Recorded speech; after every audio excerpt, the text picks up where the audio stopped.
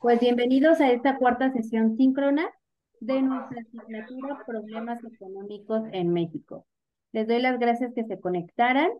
Esta sesión pretende ser dar explicación sobre las actividades que vamos a entregar para esta cuarta sesión, que tiene por inicio el 5 de octubre. Entonces, les agregué también aquí eh, nuestro cronograma. Denme un momento para silenciar. Listo. Entonces, pues ya estamos prácticamente a 21 días, a 22 días de este cierre de nuestra asignatura, de este primer bloque del cuarto semestre. Entonces, les pido que cuiden sus tiempos. eh, Cualquier duda que se les pueda ofrecer, vaya a presentar más bien, no duden en mandármela para yo poder ayudarles y que puedan acreditar de manera exitosa esta asignatura. Vamos a dar la siguiente. Bueno, el programa para esta asignatura tiene estos tres, vaya, estos temas. Entonces, pretendo darle explicación a fondo de las actividades que vamos a entregar. Les preparé algunos ejemplos, les preparé también unas plantillas para que se puedan apoyar. Acuérdense que todo el material que yo les hago llegar es para que se apropien de él, que lo hagan suyo, con miras a que sea un facilitador para estas actividades, para su entrega del foro y para su entrega de la experiencia. Entonces, pues vamos a comenzar.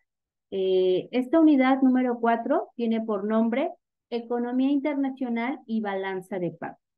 Los temas que vamos a revisar son relaciones económicas internacionales, balanza de pagos, estadísticas de las relaciones económicas con el exterior. Vamos a observar también la política económica exterior y también la importancia y cuáles son todos esos tratados que tiene México con el mundo. Para esta actividad del foro integrador, tiene por nombre las áreas geoeconómicas de México en crecimiento. Entonces, esta clasificación, les puse este mapita, esta clasificación de las áreas geoeconómicas va a dividir a nuestro territorio en ocho rubros. Entonces, estos rubros, aquí están, digamos, por colorcitos. Eh, entonces, lo que vamos a hacer, para que no se me vaya el hilo, para esta actividad, tiene como propósito analizar la importancia de las áreas económicas para impulsar en el corto tiempo el crecimiento y desarrollo de nuestro país. El escenario en donde vamos a hacer y vamos a llevar a cabo nuestro motor, nuestro contexto para realizar esta actividad, es que vamos a partir de la idea que existen diferentes empresas tecnológicas que quieren establecerse aquí en México. Y entonces nosotros vamos a hacerles una propuesta de cuál debe de ser este lugar estratégico. Este lugar estratégico. Entonces vamos a seleccionar una región del país. Puede ser algún pueblito que ustedes conozcan, donde viva su familia, un pueblo que les guste mucho, y bajo este lugar estratégico vamos primero a localizar a qué área geoeconómica pertenece. También nos tenemos que ayudar mucho de los mapas interactivos de INEGI y también vamos a argumentar por qué seleccionamos esa región. Entonces, puede ser que las seleccionen en un momento, porque les parece interesante, porque hay muchos jóvenes que viven ahí. ¿Qué otra puede ser? Que les parece atractivo o que hay poco turismo, muy poco turismo, o qué otro puede ser uno de los impulsos. Vaya, ustedes tienen que desmenuzar la información de ese lugar estratégico que quieren ustedes dar como propuesta. Entonces, una vez que revisen cuál es el lugar que ustedes quieren ocupar, nos vamos a ir dentro de la clasificación de las zonas geoeconómicas. Entonces, se había abierto este mapita. Entonces, esta clasificación, aquí la tenemos, Entonces, denme un momento para que abra este precio. Como ya les había mencionado, son 8 zonas geoeconómicas. Están divididas por estados de la República, en donde abarcan alrededor de 4 o 5, 2 estados, por ejemplo, en esta parte de la zona roja. Entonces, ¿cómo se lleva a cabo esta clasificación? Principalmente basada en factores naturales y sociales. Una de estas grandes zonas es, por ejemplo, la zona noreste, que abarca el estado de Baja California, el estado de Baja California Sur, Sonora, Sinaloa y Nayarit. Y estas características es que, bueno, es una extensión bastante grande de 410.800 kilómetros. Posee minerales no metálicos como los fosforitos, la fosforita, perdón. Tiene especies marinas como atún, camarón, langosta y sardina. Y bueno, aquí hay otras características importantes.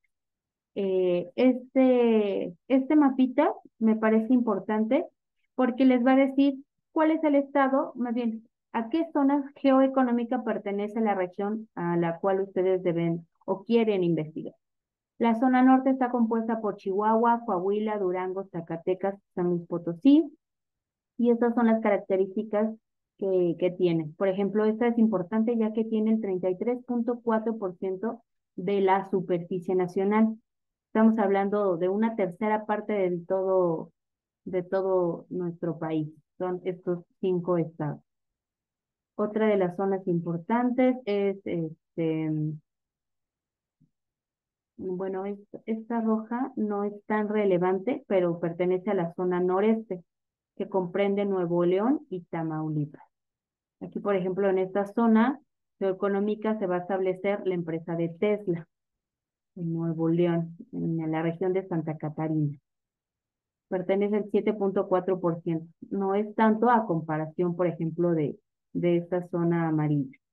La otra zona es la zona centro-occidente, es Jalisco, Colima, Aguascalientes, Michoacán, Guanajuato. Por ejemplo, esta tiene 9.3% de la superficie del país. Esta es pequeñita. Estas son algunas de las actividades que va a tener, que es la industria alimenticia, química, calzado, que es una de las más importantes, papel y una zona maderera. Otra zona es la zona sur, que comprende los estados donde se puede observar mayor la pobreza extrema, que es Guerrero, Oaxaca, Chiapas. Comprende el 11.9 de la superficie del país. Son estados bastante, bastante grandes. Otra zona donde pertenece la Ciudad de México es zona centro-este. Va a comprender los estados de México, Hidalgo, Querétaro, Morelos, Tlaxcala y la Ciudad de México. Entonces, como por ejemplo, pueden observar aquí, eh, cada uno ubiquen primero la zona que quieren establecer, ubiquen a qué estado pertenece y ya posteriormente ustedes colocan a qué zona geoeconómica va a pertenecer cada uno del estado, de la región que ustedes quieran presentar.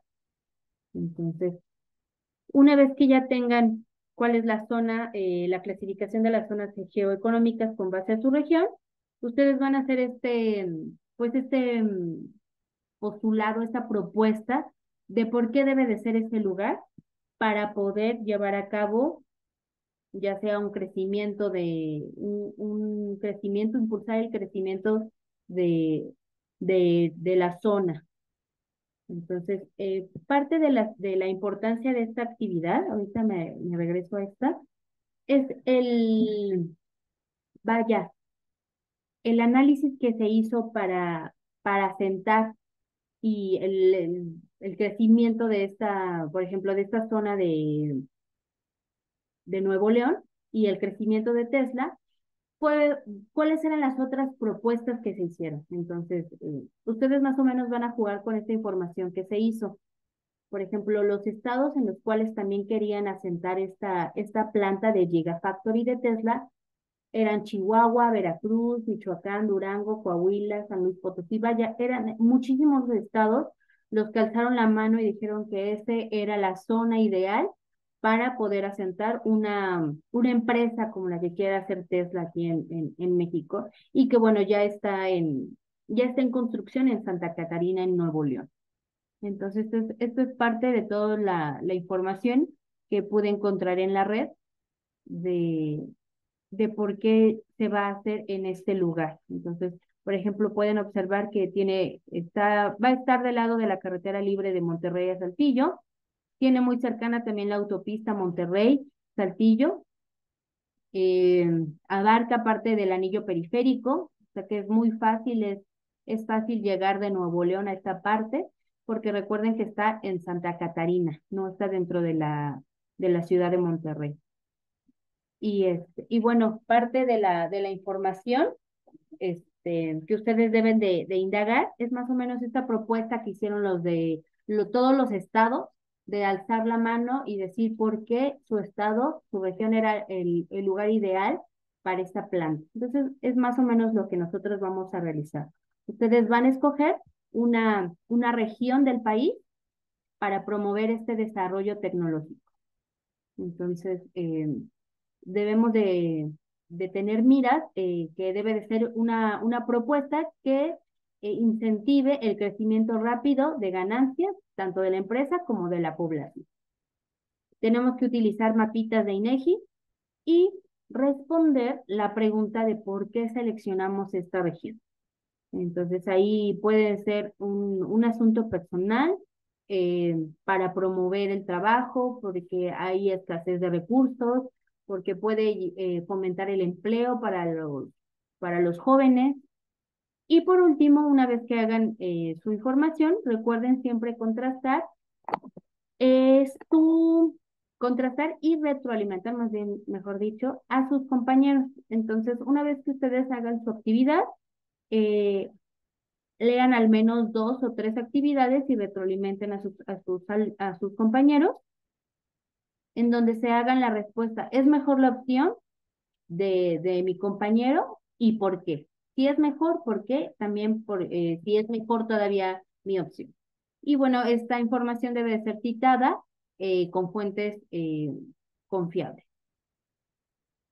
Entonces, parte de uno de los procesos que se hizo en este sexenio, en donde se investigaron cuáles son las zonas en donde se requería pues mayor análisis, mayor énfasis en el trabajo, fue esto que se hizo con el plan de descentralización de AMLO. Esto es que se iba a llevar a cabo el movimiento de todas las secretarías o de esos consejos, de esos institutos que estaban asentados en la Ciudad de México, y esto era para promover la descentralización. Entonces, la mayoría ya de todas las secretarías ya se encuentra en el lugar en donde fue propuesto. Y entonces, por ejemplo, algo importante es que, por ejemplo, la Secretaría del Desarrollo Social se fue a la ciudad de Oaxaca. Esto pues para fomentar, Oaxaca lamentablemente es uno de los estados más pobres, y todos estos programas que lleva a cabo pues Cedesol, eh, ya los van a poder tener, digamos, de primera mano las personas en la ciudad de Oaxaca. Otra secretaría importante es de la Secretaría de Comunicaciones y Transportes, la del número 7, que se fue a la ciudad de San Luis Potosí. Entonces, por ejemplo, pueden ver que está pues en el Bajío esta secretaría, y de alguna forma es fácil llegar. Entonces va a promover, como bien lo dice el nombre, la Secretaría de Comunicaciones y Transportes, porque vaya, es un lugar estratégico para cualquier persona que venga tanto del norte como del sur, llegar a esta ciudad de San Luis Potosí. Otra que observé, por ejemplo, la ganadería, la Secretaría de Ganadería en Guadalajara, Jalisco. La mayoría fue en ciudades grandes, no fueron realmente en pueblos, en municipios pequeños, se fueron al menos a las capitales. Por ejemplo, Villahermosa, que se fue a la Secretaría de Energía, la Secretaría del Medio Ambiente, igual a la capital, de Yucatán, en Mérida, Sedatu en Pachuca, Hidalgo. Entonces, este plan lo que pretende hacer es desconcentrar la población y todo ese personal y todo ese movimiento que hace lo que origina vaya una secretaría. Entonces, este es el análisis que nosotros debemos llevar a cabo y que también lo hicieron en su momento para edificar este plan. Entonces, con esas miras a poder hacer estas propuestas, eh, nosotros vamos a hacer este mapita. Entonces, no sé si lo expliqué de manera congruente. Creo que los ejemplos, en vez de ser un poquito más fáciles, eh, creo que van a como complicar un poquito más la información, pero a grandes rasgos, ustedes seleccionen una región, ubiquen cuál es el área geoeconómica en donde está esa ciudad y vamos a utilizar mapitas interactivos y ustedes deben de proponer vaya, como vender esta propuesta, esta ciudad, del por qué sería muy bueno poner una fábrica del tamaño, por ejemplo, de lo que es.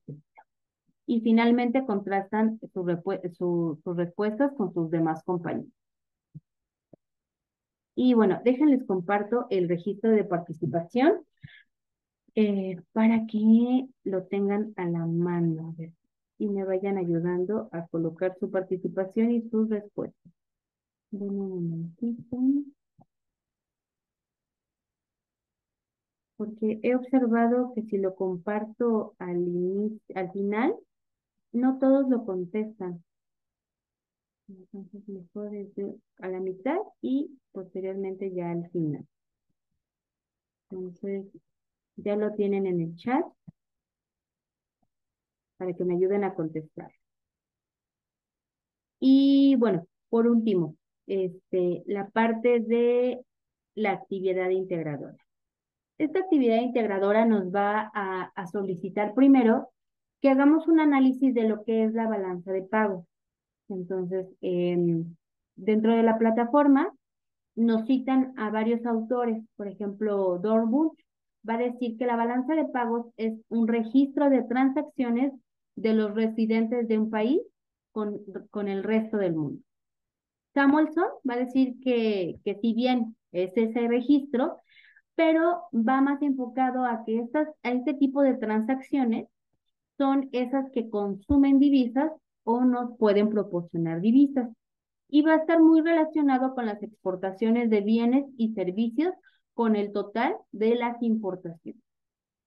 Entonces, para Krugman, él va a decir que este registro permite observar las variaciones del nivel de endeudamiento exterior de un país, así como la evolución y comportamiento de las exportaciones e importaciones de sus sectores industriales. Entonces, para esta actividad tenemos que tener muy en cuenta qué es este concepto de balance de pagos. Para esta actividad les hice una plantilla de trabajo para que puedan, vaya, digamos, que abarque todos los puntos para que logren una actividad con un puntaje alto. Entonces, este material es suyo para que ustedes elaboren ahí su actividad y les pido que se apropien de la actividad. No es importante que sigan los colores o la numeración. Ustedes pueden, sí, la información es muy importante, sí la deben de abarcar, pero no que no vaya, no trabajen sobre ella. Hagan la propia, modifíquenle lo que ustedes quieran. Hay que anexar la introducción, hay que anexar también una carátula y nuestras reflexiones al final. Entonces, ahorita que nos abre esta actividad, recuerden siempre hacer un trabajo auténtico. Sí nos ayudan muchas de estas plantillas, pero me interesa más ver cómo es su análisis de lo que ustedes van a realizar. Entonces, como ya les mencioné, hay que colocarle una carátula, una introducción y esta que yo los coloco, si bien es el referente para hacer la actividad, pero no es necesario que lo incluyan, más sí es necesario que lo lean. Entonces, el contexto es nuestro problema prototípico. Es esa inversión que nosotros queremos hacer de una planta automotriz como lo es Tesla, centrada en la fabricación de autos eléctricos. Entonces, esta inversión, una inversión extranjera directa, eh, se han hecho cálculos de que será de aproximadamente el 10%. Entonces, realmente es una inversión bastante grande la que se va a hacer en México.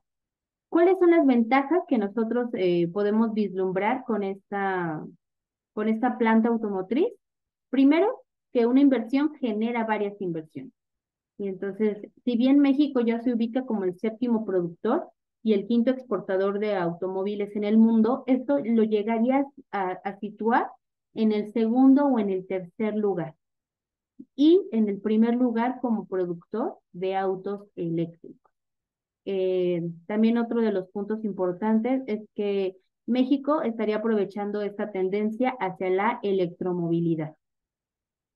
Otro punto muy importante es que esto atrae, por obviedad, muchos beneficios del tratado con el norte, de este, de este Telecán famoso por 1989 que se firmó.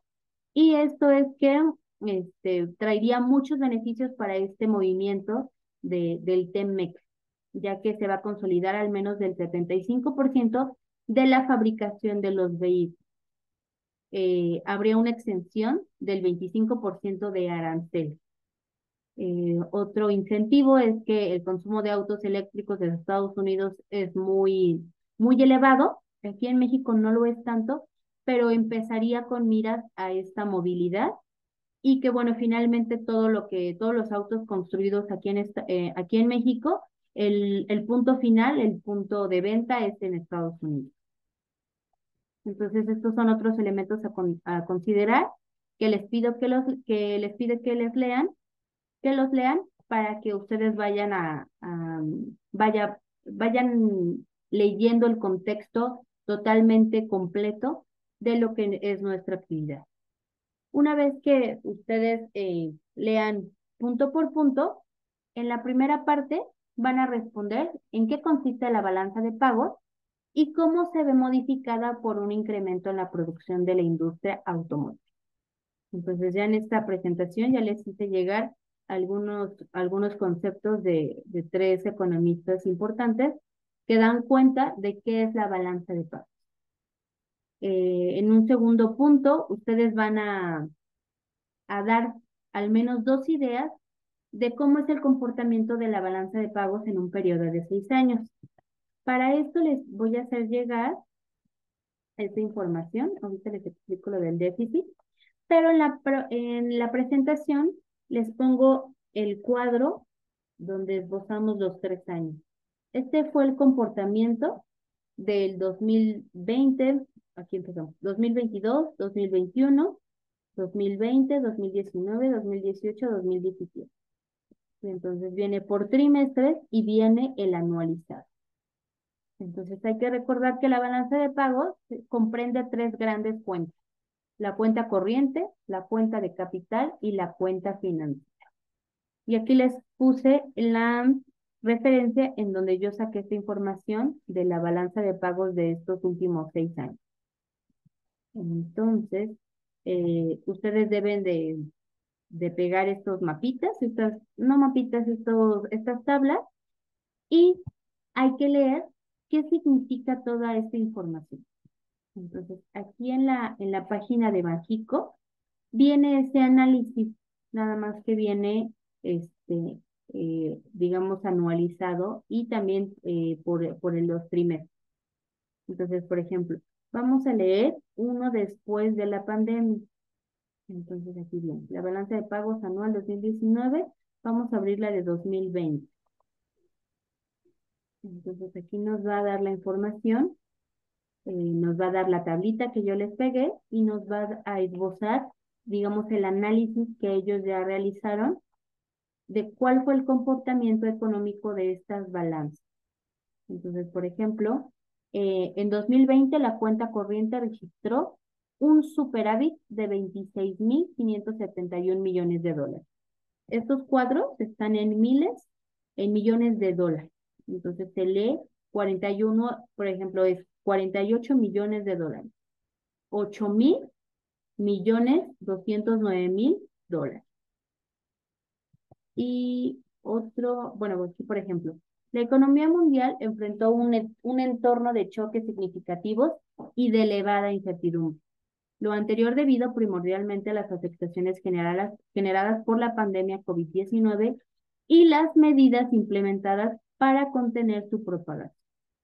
Entonces, aquí se va a hacer esta lectura de cuáles fueron esas causas, estas más bien, sí, causas de cómo impactó el COVID a nuestra balanza de pagos del 2000, por ejemplo, 2019 al 2020. Por ejemplo, aquí vamos a observar, aquí está el anualizado, menos 4.000 millones de dólares, y aquí tenemos 26.000 millones 571. Entonces, realmente es un margen muy elevado con base a lo que es la cuenta corriente. Y en esta parte les puse, por ejemplo, ¿qué es la cuenta corriente? La cuenta corriente registra las transacciones de bienes y servicios, que son exportaciones e importaciones, los ingresos y las transferencias unilaterales, como tipo ayuda extranjera. En esta cuenta se refleja si un país está generando un superávit o un déficit en sus transacciones de bienes y servicios con el extranjero. Entonces, por ejemplo, aquí vamos a observar que tuvimos un superávit de nuestra cuenta corriente del 2020 con base al anterior. Entonces, por ejemplo, son 22.000 millones de dólares aproximadamente la diferencia que hubo de este manejo de estas transacciones. ¿Qué nos dice la cuenta de capital? La cuenta de capital registra los flujos financieros relacionados con inversionistas a largo plazo y transferencias de capital. Esto incluye inversiones extranjeras directas y préstamos internacionales. Por ejemplo, vámonos a nuestra tablita y sería muy importante observar, por ejemplo, 2017. Nuestra cuenta financiera, no, estamos en la cuenta de capital. Aquí hubo un superávit de 150 millones de dólares. Aquí hubo un menos. Aquí tuvimos en nuestra cuenta de capital, este, no hubo tanto, más bien hubo un déficit cerca del 95, de 85. Aquí tuvimos un déficit de nuestra cuenta de capital, que es lo que hago la resta del año anterior con base al año posterior, aquí es 2017-2018, y hago una simple resta, 50 millones de dólares menos el 65 millones de dólares. A ver, vámonos al 2019. Aquí hubo menos 156 millones, menos 31, menos 48, menos 72. Entonces, para hacer este análisis, nada más les pido que hagan una lectura de, de qué va esta información de las balanzas de pagos, que ya les coloqué aquí también las tablitas. Y el otro documento, en el documento de Word, a ver si me encuentro. Está. Y entonces, a manera de reflexión, en el 4, en el punto número 3 y en el punto número 4, pueden colocarle las conclusiones, y a manera de reflexión hay que describir la importancia de estos tratados con otros países y si estos ustedes consideran que hay transferencia de tecnología. También hay que contestar la pregunta que si nosotros consideramos que la industria automotriz requiere de mayor inversión tecnológica para que tenga mayor crecimiento, y si nosotros creemos que esta fábrica, esta Gigafactory, es el inicio de nuevas inversiones para hacer crecer la balanza de pagos en México. Aquí en el número 1 ya les coloqué cuáles estas tres cuentas principales que comprenden nuestra balanza. Y aquí les coloco las fuentes para que ustedes peguen aquí las balanzas, sí, las tablas de las balanzas. Y en el punto 3 y 4 hay que enlistar los tratados que mantiene México y contestar estas preguntitas. Entonces, esto terminando, yo se los hago llegar junto con la presentación y los demás, la demás información que yo les coloqué. Estas son las mismas preguntas que vienen en el Word. Y aquí también les coloqué qué significa superávit y qué significa déficit. Entonces, el superávit en la balanza de pagos se va a referir a esa situación en la que el país exporta más bienes y servicios y capitales de lo que importa. Entonces, aquí vamos a identificar que sí, nuestra balanza siempre va a tener en esta parte un superávit, aunque en la de 2020 vamos a ver reflejado un déficit, por lo que pasó por el COVID-19. Y entonces aquí vienen las implicaciones de, del superávit de la balanza de pagos. Puede haber acumulación de reservas internacionales, una apreciación de la moneda nacional, lo que se está viviendo, que es una constante, que bueno, es una presión del alza de nuestra moneda con base a las divisas, que es en este caso es solo el dólar, ¿no? Reducción de la deuda externa, la estabilidad económica. Y ¿qué sería el superávit? Bueno, no, aquí me equivoqué. Déficit. Aquí me faltó colocarles qué es el déficit, porque ya vi que nada más viene la misma información. Entonces, denme oportunidad de darles bien esta información de qué es el déficit para hacérselos llegar completo. Y bueno, esto sería a grandes rasgos la actividad que nosotros tenemos que realizar para esta unidad número 4, nuestra actividad integradora. ¿Alguien tiene alguna duda, chicos, sobre esta u otras unidades?